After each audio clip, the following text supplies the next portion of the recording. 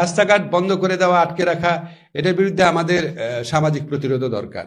আমরা ফ্যাসিস্ট শেখ হাসিনাকে দমন করার মতো শক্তি গণমানুষের আছে। তো গণমানুষের ভোগান্তির ক্ষেত্রে গণমানুষেরও কিছু ভূমিকা নেওয়ার স্কোপ আছে মনে হয়। 16 মাসে হয়তো 2000 আন্দোলন হয়েছে রাস্তাতে। এখন আপনার গণ অভ্যুত্থান বা বিপ্লবের পরবর্তী সময় মানুষের এক্সপেকটেশন অনেক বেড়ে যায়, কিন্তু এক্সপেকটেশন যেই মাত্রায় বাড়ে সবার আবার দায়িত্ববোধ সেই মাত্রায় বাড়ে না।